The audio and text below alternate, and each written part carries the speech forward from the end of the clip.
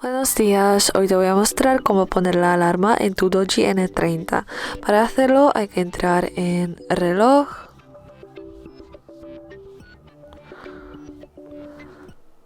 y ahora hay que entrar en el apartado alarma, y aquí si quieres activar la alarma que ya exista hay que simplemente pulsar aquí.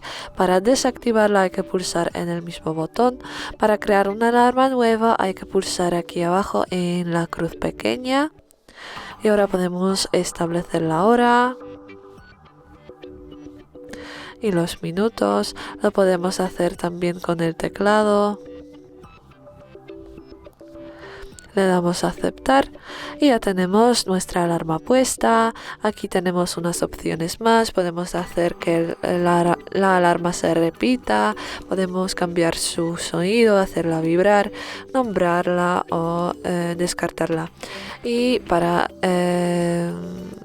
desactivarla hay que pulsar en este botón aquí al lado.